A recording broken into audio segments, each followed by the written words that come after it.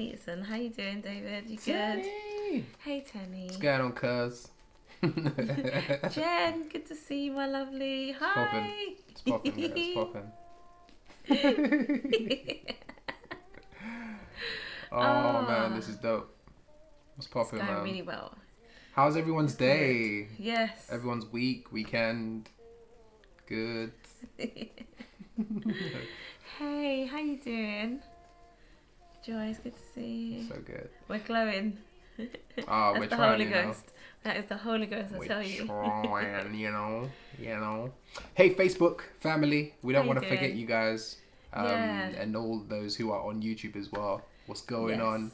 I know it might tried. feel like we're not leaving you guys out. Do you know what I mean? No. We're just Facebook live in, but we're Yes. also Instagram live in. So Yes. it's yeah. Facebook, Instagram, YouTube. Yeah. It was planned. Was that planned Polo next?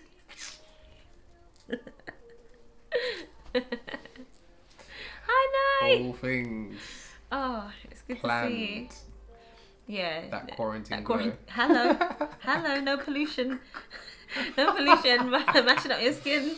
You're home. Rest. Yes. I I don't know Kinda. who'd be resting in this season. Yeah, we're Please, working tell hard me in if this you are season. resting in this season, because I don't know Yeah. who it is. No, people are actually resting. Hey, you know, Admira. I spoke to someone today, I won't name no names, you know, talking about they be reading a book.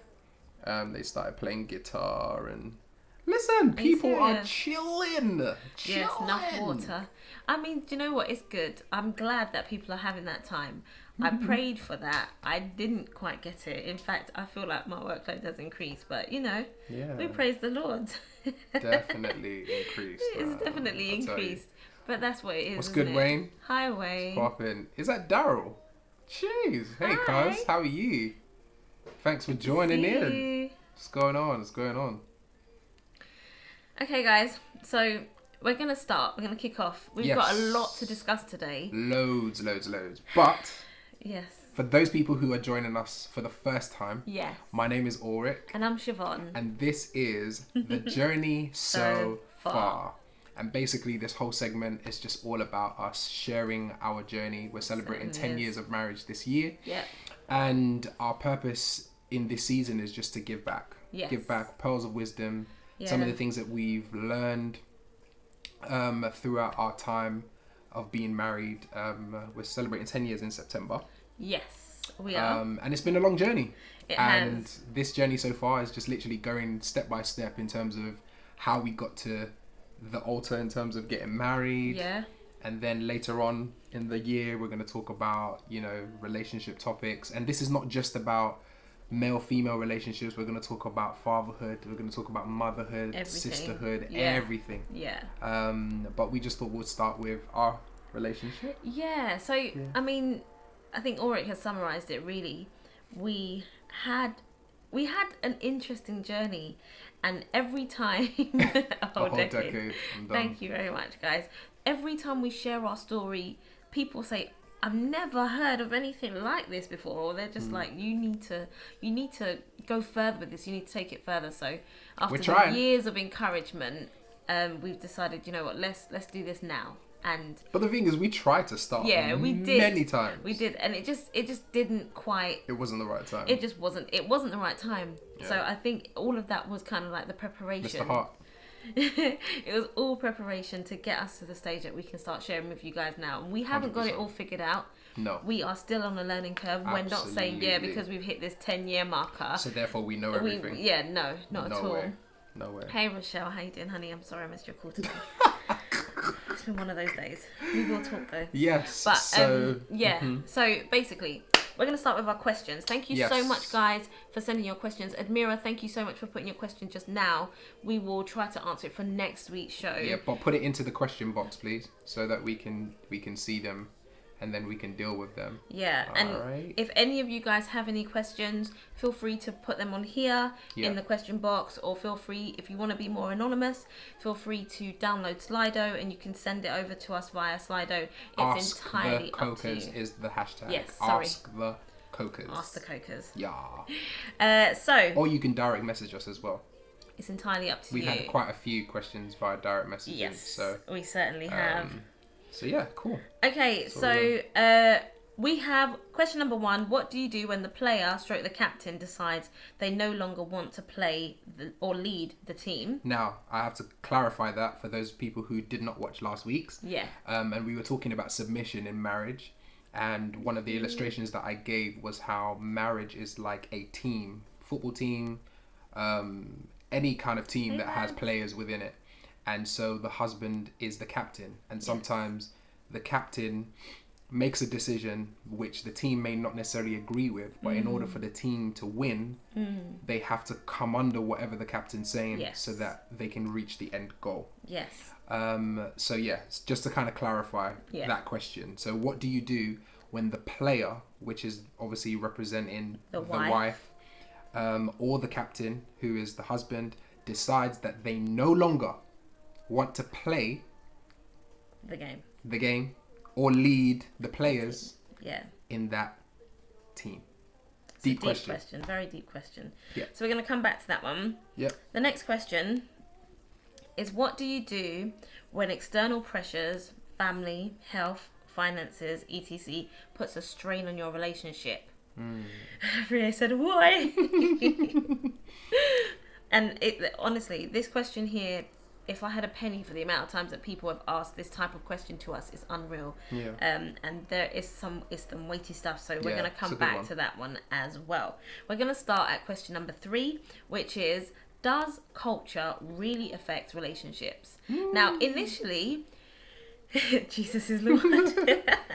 Initially, we thought that this question was quite simple, so we thought, okay, we'll start with that one. Yeah. But as we started talking, it just kept evolving. It just became something different. So, trying not to miss out on what we've actually got planned to talk about today with the no kissing. No kissing. We're going to try and get straight...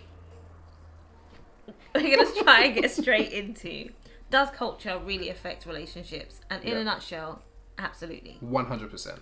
It does. Completely. Yeah. The culture that you grow up in plays a massive part in what you choose and espouse, what you're looking for, if you go for what you know, or if you go for what you don't know. I.e., you've experienced so much, you don't want anything to do with what you've experienced. Yeah. You're scarred. You know? Or you have a different preference. Yeah. Because you've seen it and Yeah. you know that. So you want to walk on, I don't want to say the wild side, but you want to go for something different, which is absolutely okay. Hey T, it's good to see you. But yeah. Tracy. It's Tracy. Oh! Or it's like your culture that you've been brought up in. Yeah. That shapes what you're looking for, because you've seen it. So you're like, yeah, this is a good. I think that the way that I've been raised is a good way, and I want to see that. I want to see that as like in my children. Or it could have the complete opposite effect, where how you've been raised is not good. Yeah. And so you're kind of looking for a different way as to how families operate as well. So all of these things are really, really important, because I think even for me, growing up, I always thought that I was going to end up with an African. Like, duh. Do you know what I mean? Born in Africa, born in Sierra Leone more specifically. So I just automatically thought, yeah, well, I'm definitely going to end up with an African, definitely. So when she came along... Do you know what I mean? I mean, I didn't really like, I didn't fight it. No. Do you get what I'm saying? I'd had an ex who was Jamaican, and I was just like, and that didn't end very well. Yeah? Yeah, I told you, don't try it. Okay. Yeah, so I wasn't really too keen at the beginning, to be very honest. But, she stole my heart. And Afriye knows. Afriye. Yeah, them sandals. The people who are around back in those days. I don't wear those sandals. No, it's true. Like I never. If I. Back in the day, we grew up very much in the Caribbean culture. The people that we were around, they weren't really of African heritage. I didn't really know many. It was only when I got to university that I met a wealth of people who were from Ghana, Nigeria, just the full works. And it was only, I mean, to be honest, I know the jokes that we bust back then about, like, you know, people that you're expecting to marry. Yeah. And I never thought that I would marry an African man. And here I am 10 years later. And I love the fact that his rich culture it's just so amazing. And I loved it when I went to Sierra Leone. It was one of the most beautiful places I've been. And it's the same with Ulrich. When he went to Montserrat, he was just... Beautiful country. He wanted to be there for even longer. So I know that culture has a massive impact on lives and who you are. But one thing we would definitely encourage is, I'm from Jamaica and Montserrat. Hey Kunle. Hi Pastor Kunle. Before I get in trouble. What we would definitely recommend is, before you get into a relationship, if you're not quite in one, try to establish what cultural things you like, that you've been raised in, and what cultural things you want in a relationship. It doesn't have to be so fixated that that's the only thing, because like we said, we never thought that we would be with the opposite culture to our own, and yet we found ourselves in it, and we were easy to be flexible. Because the funny thing is, like, when we were talking about it this week, I said to Siobhan, I said, you know, this whole cultural thing, I think we have to also be very careful with it, because sometimes we know that some people are choosing to go outside of their culture because they've been hurt by, you know, relationships within their culture. So true. It's kind of like shutting the door completely to those type of men or those types of women. And it's very dangerous as well. So you have to kind of be very prayerful as well. Because at the end of the day, it's like what Fred Hammond said in his album, you know, love will find you. Do you get what I'm saying? And sometimes when you surrender that part of your relationship, I like that. And say, you know, well, I'm not going to try to dictate what this thing is going to be. I'm just gonna basically see how it goes. Do you know what I mean? Because you might meet somebody who, you know, doesn't even...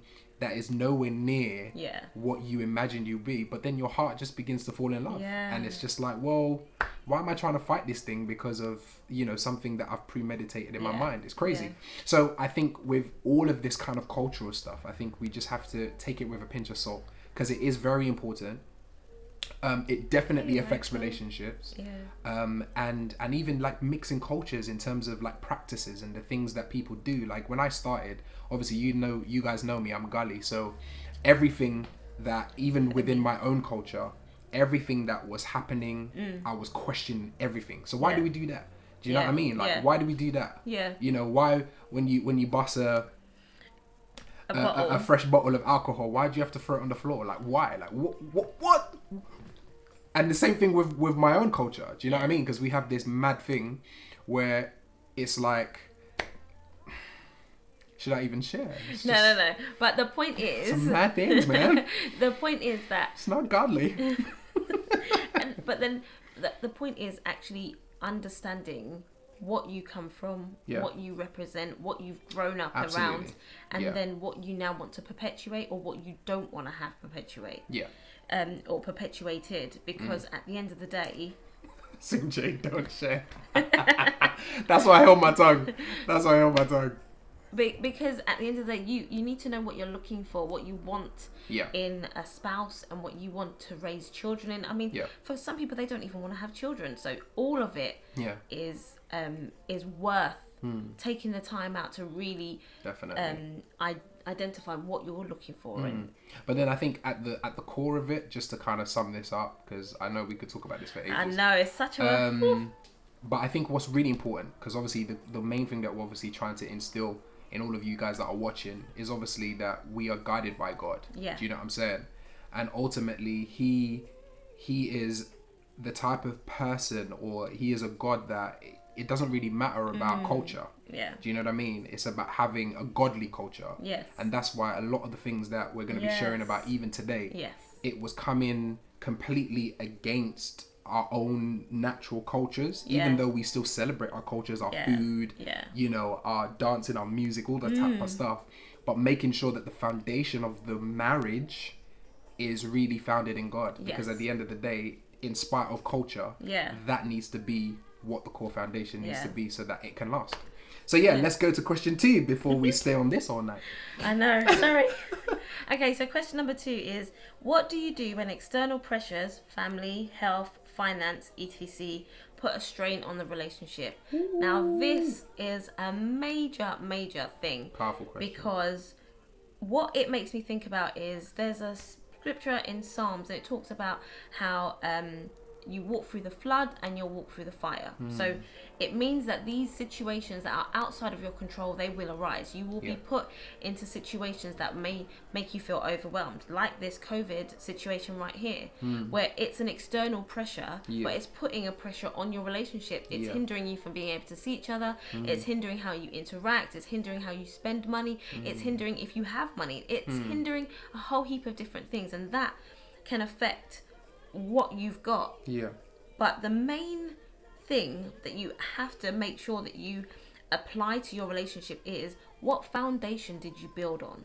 Absolutely. What foundation did you even start this relationship upon? Because when these trials come, which they will, family grieving, like if you lost a loved one, and how many people in this season have lost a loved one, it's serious. And it's now looking at, okay, so what's your relationship built on? Is it built on romantic dates and money spent and experiences out in the club? Well, now you can't have that. You can't now rely on how the person makes you feel when they're touching you.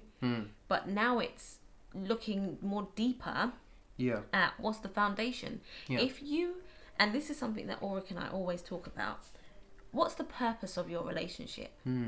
Every relationship, why are you together, needs to ask this question. Why are you together? Is it just for touchy-feely and sex and all that kind of stuff, or is it something more? Because once all of that stuff is done, it's like, why are you there?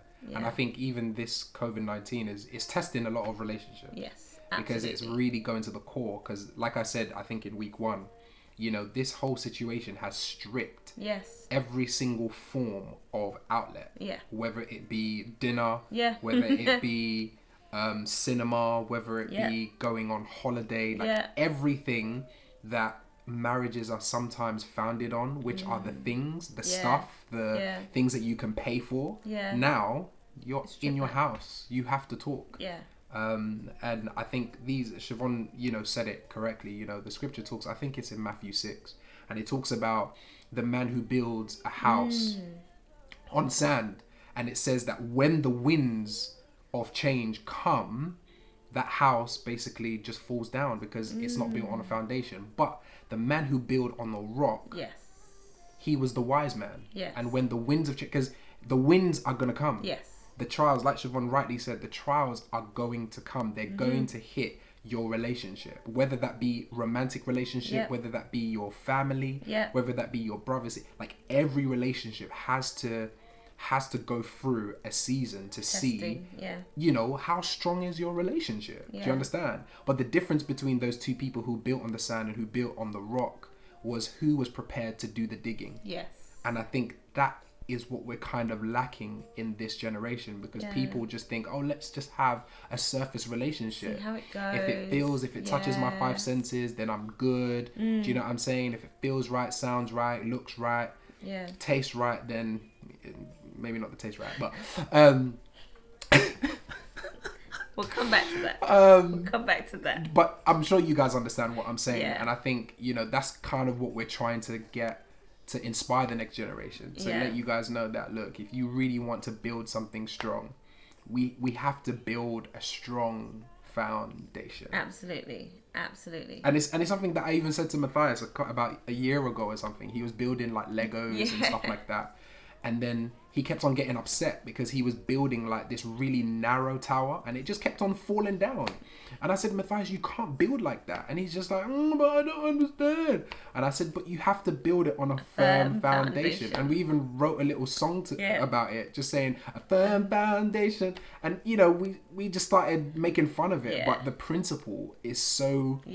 is so important, because if you don't build a wide enough foundation, a strong enough foundation, then it's going to continue to fall. It can't work. Yeah. Question 1. Whew, okay. We've got 10 minutes to cover this. We've got 10 minutes. So, what do you do when a player, stroke captain, decides they no longer want to play or lead the team? Should I explain it again? Because we've had a few you more might people. Need to. Okay, cool. So last week, for those of you that didn't watch The Catch Up show. So you can catch it on YouTube. Yes, you can catch it on YouTube. We were talking about submission. Yeah. And I gave the illustration about marriage being a team. Yes. Probably heard it before, but I actually was a bit more specific, and I used kind of football to kind of explain it. And so what I basically talked about was the fact that the wife is basically representing the players, and sometimes your captain is the husband. Yeah. But sometimes he is chosen not because he's the most gifted. So you may know finances better than your husband. That's right. But that does not mean that you lead the relationship or you lead the decision making of the home. Yeah. Do you understand? But at the same time, you have to kind of rely on your strengths as well. But ultimately, your husband is the one who is making the decisions in terms of where you're going. So I gave this illustration that you have to work as a team. Yeah. And so irrespective of your weaknesses or your strengths, your husband is the one who essentially God has kind of given to you to basically move the team forward. Yeah. So that's what this kind of question was kind of relating to. So it says, what do you do when the players, so that's either the wife or the husband, decides they no longer want to play? Yeah. And so basically what it means is, let's say you start out in a relationship and you both feel like you're walking in one direction. Yeah. And then you get to a certain point as time goes on and it just feels like things are not working, and for whatever it is, maybe it's the external pressures, maybe it's the changing, because people change over time, but at the end of the day it gets down to a point that you meet an impasse and you're just like, you know what, I don't know if I want to lead you anymore, because whatever I say you don't listen, or whatever I say you come back at me with aggression, and I don't know if I can do this any longer. Or if it's the wife and she's like, you're not leading. We're not walking anyway. We're not moving forward. We're not making any decisions. I'm trying to wait on you and I'm not hearing you. I'm not seeing anything. What do you do in that respect where you've been patiently waiting and this person isn't moving? Yeah. And I think there's two main things that we need to look at here. The Bible says that how can two walk lest they agree? So within a marriage union or within a relationship, you have to be in agreement. Like there has to be a level of agreement. And like Siobhan said, maybe there was agreement at the beginning, and then that kind of changes. But I think what needs to happen when things change is you have to revisit that. Do you know what I mean? And you have to revisit that and be completely honest and completely transparent with each other. Because at the end of the day, if things like children and all that kind of stuff are involved, and mortgages and all of this kind of stuff, you have to be very real with yourself. Because sometimes some people think that staying is what they have to do because they feel like they might be embarrassed about do you know what I mean, the outcome or whatever. I'm not saying get a divorce, please. That's not what I'm saying at all. But what I am saying is you have to come back together. You have to go back to the place where you found agreement. And begin to revisit why there's disagreement. And I think that's the first thing. And once you've analysed what that is, begin to work on it. If you can't work on it together because there's too much friction, then I would say get marriage counselling. Exactly. Just get help, because obviously there's people who are able to kind of sit down. I'm not going to try and promote ourselves. No. If you want to talk to us, that's fine. We can help. We don't mind. There is a whole sector that reaches out to the changes of life and how to manage and navigate through those changes. Definitely. I don't think that it's impossible to believe that people change.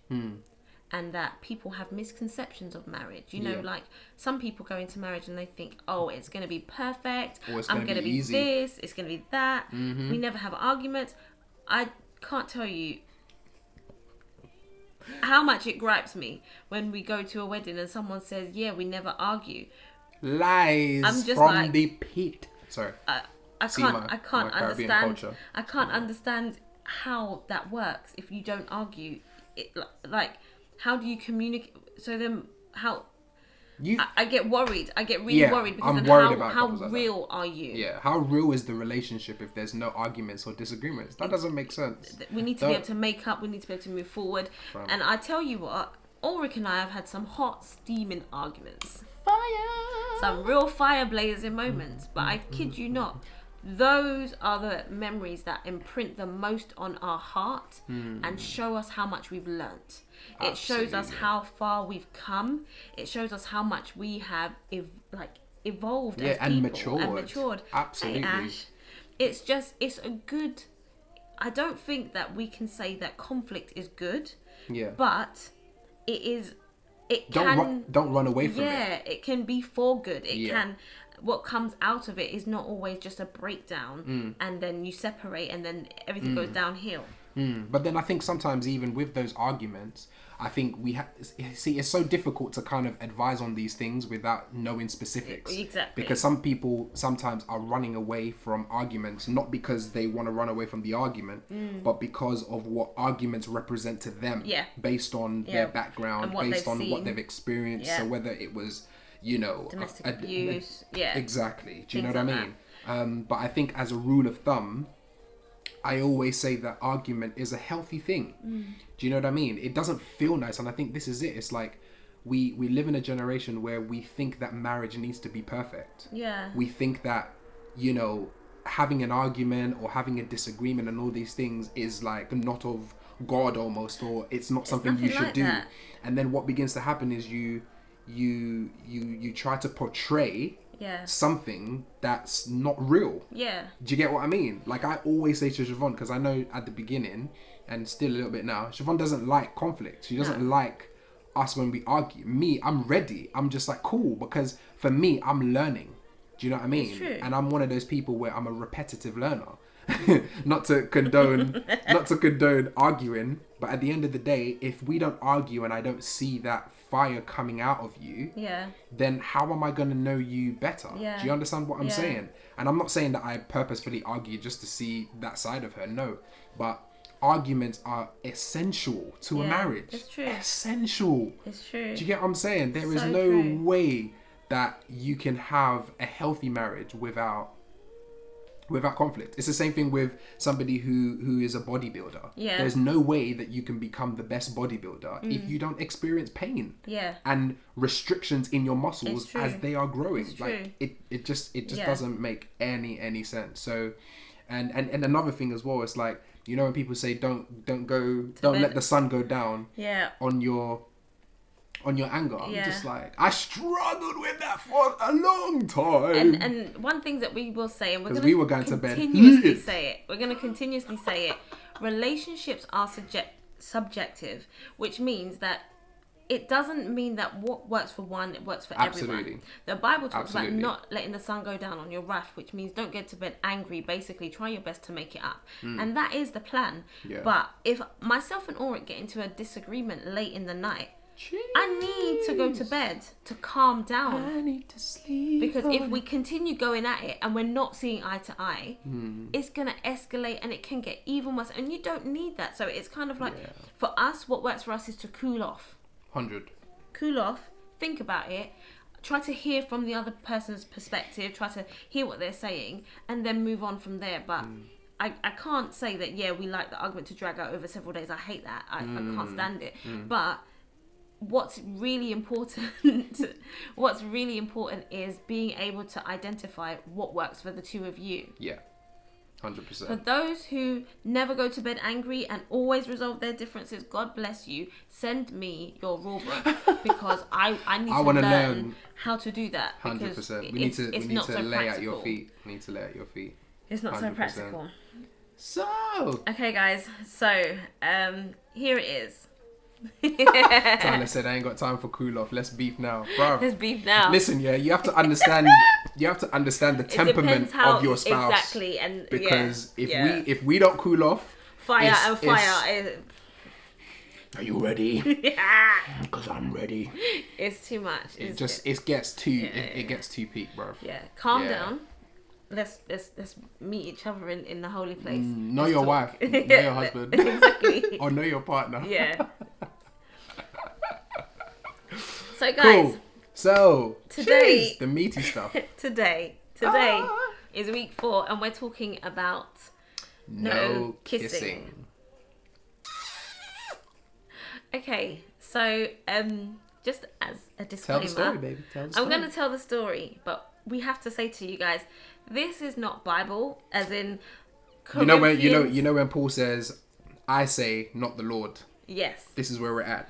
So what we're going to share with you guys right now is not something that it says in the Bible. It doesn't. No. Okay. However, this is something that we believe that God said to us. This is something that we were convicted about, and it's something that we based our relationship on. People with the popcorn and the drinks. I'm just done. It's You know, just guys. killing me. Cracking me It up. is the way that we conducted our relationship, and Yeah. we have definitely seen the fruit of it. And we wanted to share it basically. Cool, man. Let's go. It's exciting. Sorry. So, the first week we told you about, we went, we had a conversation, blah, blah, went for a walk in the park, that was the next week. Then we went on the first date, we sat in the car. And then, a week later, Yeah. Ulrich and I, we'd been on a lovely date. I don't remember where we went. I think it was the theatre. I think it was. It was a Went to see Lion beautiful, beautiful night out. Lovely. We're in the car, and we're both in the back seat. We're in the back seat. Yes, we're in the back seat. La Jesus. So I'm just like, Don't try this at home. now, I'm expecting that, everything's been quite lovely leading up to this point. Romantic, everything. It's 3 weeks in where it's really good. But we hadn't kissed as yet. No matter, it's still early days. So we're sitting down and we're talking, and it's getting late, and I'm saying to Ulrich, And the voice has changed from, yeah, what's going to what's going on? all of that snuggly kind of stuff. So I'm just like, yeah, so, I'm going to get going. Like you put out a few, hey, Demi! You put out a few little, little hints like, it's getting late. I'm going to get going. I've got to leave. Just throwing me crumbs, boy. I'm done. And I'm not getting nothing. Yeah. Licking your lips, Giving it the full. You're like, no, I'm laying it on thick. There's breadcrumbs. There's little fluorescent lights, arrows. Hello. We got to get something going here. So, this guy is still not doing anything. And I'm just hoovering up all of the crumbs. I'm laying crumbs and he's dusting it away. He's like, he's cleaning. I'm just like, well, no, seriously. Let's get something going here. So, Jesus. by this time, he is not doing anything. So I just said, you know what? I'm tired. I'm gonna be real. And I said, can I get a kiss goodbye?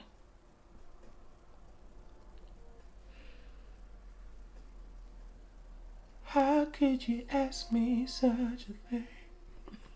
Get the Dyson out. No. I asked that question. Wow. And Ulrich said, I'm not kissing you.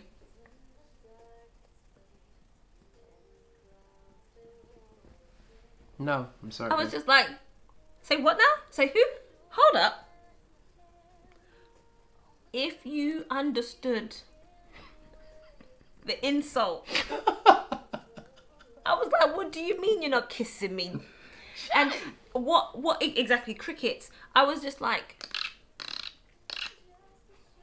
what do you mean you're not kissing me? Like, haven't you seen how, Have you seen all of these? I didn't say that, but in my head, the black girl in my head pushed out every piece of accentuated body part. Like, so what? What did he just say? I'm not kissing. The Lord only knows. How dare you know? Exactly. I know. I'm sorry, babe. I didn't understand. I couldn't comprehend it. I was offended. I was rejected. I was what? Ulrich turned around and said... Tyler, wait. Ulrich said, I'm not kissing you. I'm not kissing anyone until I get married to them. My nose... I tell you, my nostril flared like... Who? Like... Who are you? What are you talking about? How can you say you're not getting married to anyone until you marry them? Kiss. Or kiss, you're not going to kiss anybody until you get married to them. What if we don't get married? What if I've held out all this time and we don't get married? What if it's all 5 years later and we don't even kiss and then we don't get married? Who's waiting?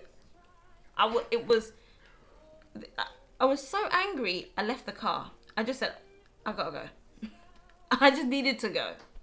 I had too much fire to put down on him, and I said, you know what? If I open my mouth and the Jamaican side really comes out on him, hey Shy, it's gonna be a problem. Hey Uncle Julian, how are you? Hope you had a great birthday the other day. So honestly, it was just a problem. Yeah, However, it was deep, guys. It was deep. What I needed to do was I needed to calm down. See, she couldn't stay in the car, guys. That was the first argument. She had to walk away. It was just too much. Somebody would have got tongue. With no lip left. It would have been no lip left. And honestly, when Ulrich explained that he didn't want us to kiss until we got married, I didn't know if I could even stay in that. Could I surrender to that? Like, it really, really challenged me, because I was just like, hey Sharon, why can't we kiss? So basically, guys, so in all honesty, this was something that was really dear to my heart. Next level. It was well, yeah, if you if you see it that way. But I think for me, from where I was coming from, kissing was something that was really important, and it was something that went to places that I didn't really want to go. For those of you who watched like week 1 and just basically what we were trying to do and how I was trying to kind of be the kind of person that I wanted to be. I wanted to make sure that our relationship started on a good foundation. Yeah. Do you get what I'm saying? I didn't want anything to interfere in taking the relationship to a place that I was used to, which I knew didn't really like glorify God. And so my whole no kissing thing, it was a challenge. It was because this wasn't something that I said with a smile on my face. It's something that I said in faith, because at the end of the day, I knew, you know, like those of you who drive when you're on the motorway and you take the wrong turn, like that's how I feel kissing is. It's like once you enter that wrong turn, like fam, it's like at least a 16-mile drive before you come off the next exit. And for me, that was literally like sin. Do you know what I mean? That was like your clothes, everything gone. You know, it's over. You know, it's like a wave. You know, for the people who surf, I don't surf, but I know that once you get on a wave, you've got to stay on there until the wave ends, and it's just like there's no point. And I didn't really want to do that to her. And I think even as I was saying it, much like when we were going on the walk on the park, when I said, you know, so. Let's go for a walk in the park. It was like it just came out because I was in a place where I really wanted to honor my soon to be wife. I mean, I didn't know that at the time. No, we didn't. But I said to myself that if I'm going to marry somebody, I don't want it to be because of the sensual things. Yeah. And it's mad because obviously as I continued to kind of say it, I started to kind of like read scriptures and all that kind of stuff. And one of the things I was reading at the time was about the tabernacle. Yeah. So for those of you that don't know, you know, Old Testament, obviously tabernacle is like God's kind of institution or building for his presence. Yeah. And one of the things that he started to kind of reveal to me is that my mouth, and this might be a bit deep for some people, but I have to share it as it is. Siobhan keeps telling me, don't water it down. Just tell it as it is. Sorry. But one of the areas in the tabernacle is called the Holies of Holies, which was where God's glory basically resided. Yes. And one of the things that God was saying to me at that time was that when you were kissing somebody, what was actually happening is, what was taking place was that there was a transfusion. There was a kind of mixing of like holies of holies kind of thing. Yeah. I know it's a little bit deep and a bit airy fairy, but this is basically what was going on in me. Yeah. And so I said to Siobhan, look, I'm not going to kiss you until basically we get married, because for me, how I started to look at it, I mean, I went even deeper, and I started to look at like wedding vows as well. Yeah. And I started to research on wedding vows and how it says, you know, you may now kiss the bride. Yes. And I started to look at like that word now. And it's the same word that's used when Jesus came out of the wilderness. And it says that the angels basically ministered to him, which basically meant give him food and all that kind of stuff. Yes. And then he says, now Jesus left and went down into Galilee. Yeah. And when you look at that word, it basically means to be ready. So when the preacher's basically saying you may now kiss the bride, basically that kiss is almost a representation of the consummation that's going to happen later that night. Yeah. But obviously... So hold on. He's going so fast So hold on. I'm trying to break it. Okay. So when... so let's look at... Sorry, Afriye. You guys, yeah. When a couple walks down the aisle, so on and so on, they get married, the marriage ceremony says, basically, you may now kiss the bride. Yeah. Okay? The now kissing the bride, basically Ulrich has talked about, but we looked at, and this is what's crazy, I went away and we prayed about it, and I was saying, well, God, what does this all mean? And we started looking at what that whole part of the ceremony is. And with the you may now kiss the bride, we were looking at intercourse. That the consummation of the marriage is later that evening, but the audience and the congregation who are attending your wedding, they cannot see that intercourse take place. So a representation of that consummation, because if a marriage isn't consummated, it's null and void, basically. It's not a marriage. It's not a marriage. What deems it as a marriage is the two becoming one. So at the altar, once they pronounce you husband and wife, they say you may now kiss the bride. That kiss is the two joining as one. Right. That the audience can see, that the congregation, the people who attend your wedding can see, which is a representation of what will take place later that night, which is the two becoming one. 100. Well said, baby. Well done. See, I couldn't get it out, but she's been under it for such a long time. So, but that was really good. And thank you. Well done. But that is basically some of the revelation that God was giving us about why kissing should be reserved until when you get to that. Now, we are not saying that if you kiss in your relationship now, or have kissed, or want to kiss, that there's any condemnation. There's absolutely none. The Bible does not say do not kiss your intended or spouse or whatever it is before you get married. It doesn't. However, that was what was laid upon our heart, and it was very difficult.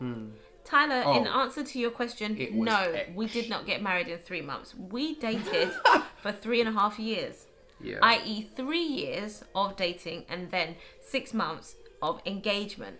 Now, I remember Ulrich telling Afriye one day, Afriye, I feel like I've kissed every part of that girl's face except her lips. I kissed her cheek, I kissed her forehead, I kissed her nose, I kissed her chin, I kissed everywhere but the lips.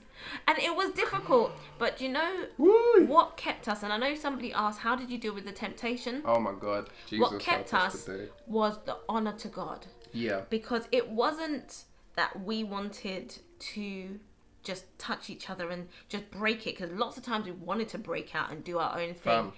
But the thought that we could let God down, the thought that we could actually be told this instruction and be told, learn how to wait for something and develop that self-discipline, and then get halfway through and say, you know what, I'm done. Tyler, you kissed other parts. Just go. Just go. No, not any other parts like that. On the face.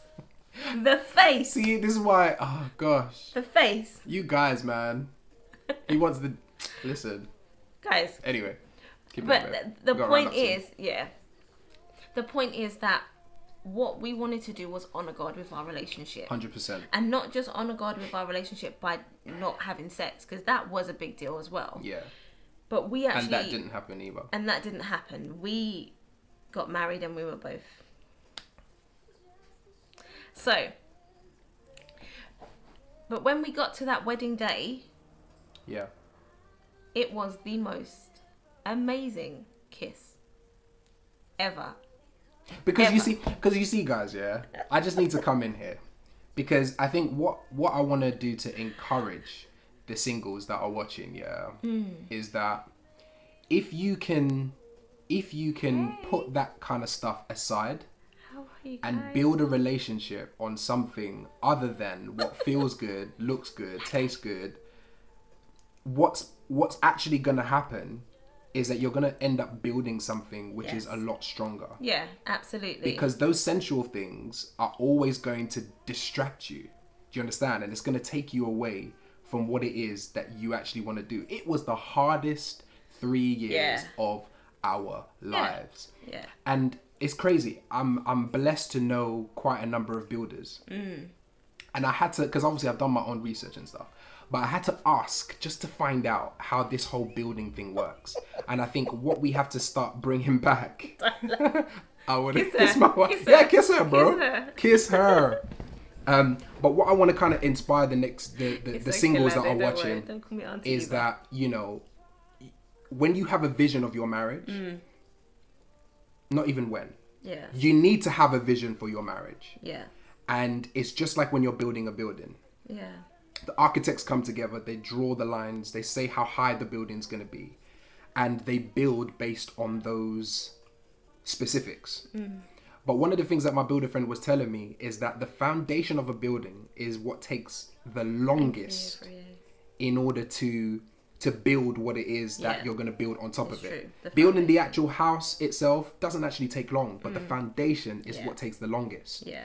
And nowadays, I just feel like that is just getting skipped. Yeah. Everybody is just wanting the house to look nice. Yeah. They just want it to... It's like new builds. Yeah. Sorry, I don't want to go into property because Carl will start going in on me. But it's like these new build properties. They're great. They look amazing. Yeah. After 1 year, things just stop working, and because all the materials that are being used are just kind of cheap, unfortunately. But if you're trying to build something strong, if you're taking this, you know, wanting to be married thing seriously, you have to dig deep. You've got to build on a solid foundation. It's like what I shared before. The difference between the person who built on the sand and the person who built on the rock is the person who was prepared to dig. And if you're not prepared to dig, then it's not gonna last. Do you understand what I'm saying? It's true. And it's crazy, guys. And I think this was really... hold on. Reconnecting.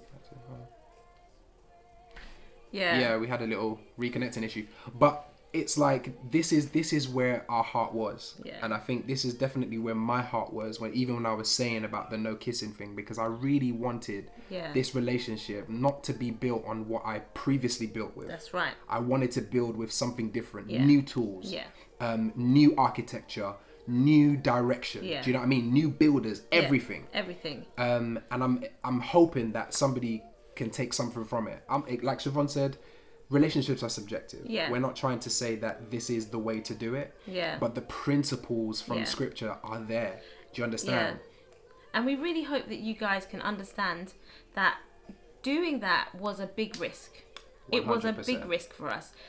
We had never seen it done. We had never spoken to anybody who had said, right, I'm not going to kiss the person that I'm trying to get to know the most and even planning to marry until we're actually down the wedding aisle. And even to have that kind of... Teresa, talk about the kiss. Even though we had that drive and that passion, the one thing that kept us focused throughout the whole time was actually saying, you know what, God, I believe that it's you that's asked this of us. And there's a reason why you've asked this of us. Now, I don't have him as yet. He is still my brother. Until I'm married to him, he's not mine. He is not mine. So if you want me to treat him a certain way, I need to be able to trust your will and trust what you want, and exactly the same vice versa. So I say all of it to say that and if I'm not yours and you're not mine, then why is my tongue in her mouth? Yeah. If our tongues or our mouths be the holies of holies, like I was saying about the tabernacle. Yes. What's going on? Yeah. Because one of the things that you have to understand as well, and I missed this out about the tabernacle, is that the high priest was the only person that could go in. And he could only go in once a year. Now, we're not saying we only kiss once a year. Because that would be silly, right? But the principle is that not everybody can come into the holies of holies. There's only one person who can come into the holies of holies. And the kiss, I kid you not. Ooh. When we had that first kiss in front of all those people. For my non-Christian people. I'm trying to... I tell you what, the kiss... We didn't even mean it. And for those people in the crowd, like those people who knew what we had been doing, do you know what I'm saying? They understood the rev. I tell you what. Because when that kiss started, mate, it was an eruption. Our first kiss on our wedding day for 25 seconds. Now, you might think that that's a short amount of time. But all those people who are married, kiss your spouse for 25 seconds. 25 seconds. I kid you not. Ulrich peeled back the veil. Oh, I was ready. You see when Pastor Davey said, "Now you may kiss the bride." Yeah. All I was saying is, it's time. I'm ready. I'm ready. And I tell you what, honestly, the kiss lasted 25 seconds. And what's deep is we got married on the 25th of September. So on the 25th of September, listen, for 25 seconds, we kissed. And I kid you not, it was the most amazing kiss. I remember we're gonna have to find the video and post it. I remember my mum saying, "Siobhan, it looked like you levitated off the floor. Your shoulders went up. It was captivating." It's like Beauty and the Beast. It wasn't even a time thing. We looked at the timing on the video. We didn't even realize until we watched it back. It was mad. Honestly, it was worth it. It was worth it. I tell you what, one thing that we know that we can honestly say is, God, you asked this thing of us, and we tried our hardest, we tried our utmost to make sure that we fulfilled it. Yeah. And that's the way we've taken the rest of our marriage. Whether God asks us to do the music, whether it's this with speaking about relationships and marriage, whether it's anything that God has given us to do, we have always tried our best to make sure we honor it and can be trustworthy with it. Absolutely. And so guys, that's it. Thank you for watching. Oh man, we so want to go. We so want to keep on going, but we have to make sure. But yes, so the next part to that journey was very interesting, wasn't it? Yes. And because for us to be able to maintain 3.5 years of not kissing, we had to put a lot of boundaries in place. Boundaries in dating. So next week, we will be sharing with you guys our boundaries in dating. Wow!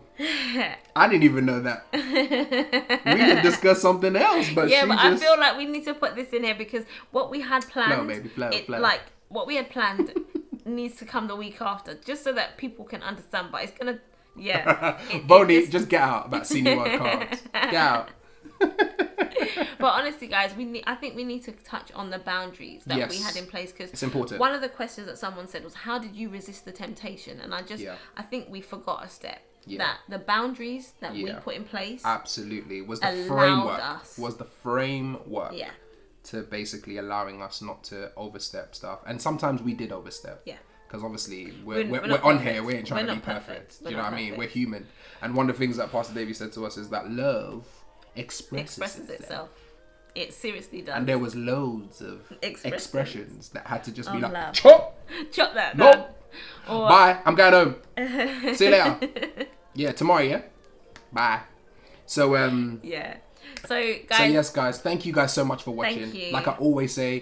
Thank you for spending time with us, because you could be watching a Netflix episode right now. Yeah, you could be doing anything else. You could be watching Disney for those of you that got Disney. Or Amazon Prime. Fam, this quarantine is a lot of things. But thank you guys so much. It's been absolutely amazing. Please share this to your friends. Tweet, For all of the couples, you know who you are. Please send us things we give up for love. We are going to start sending out videos this week. This week, and you guys are going to bust up. It is so We've got funny. some really good ones. No, guys, seriously, I am pleading with you guys. Yes. Please, couples. And you don't have to be married. You can be a couple, whether you're dating or whether you're courting or whatever. Please send us your videos so that we can post it and just share it, because I really want this thing to just be a movement where we can just have fun. Do you get what I'm saying? And just have jokes. We're gonna post our one first, so we'll probably post ours tomorrow. Tomorrow or Thursday. And then we'll start reeling it off after every couple of days or whatever. So yes, please send them through. Don't worry about haircuts. You know, I'm sorry guys, I know you're probably hating because I've been grooming for the past like 9 years. He's been self-grooming. So I make this thing look good, you know. But yeah, guys, please just put on a cap or something and let's do this thing, man. It's gonna be fun. And so questions again, guys, please direct message us. We've got one already, which is really cool. Thank you. Two now. Amazing. Great. Yeah, keep sending them in, guys. So that we can keep tackling these questions before we go into our segment. So next week, boundaries in dating. And a lot of those boundaries crossed over into our marriage. So yes, guys. Love you guys, and we'll see you next week for week 5. Bye, guys. Take care, guys. Much love. Peace.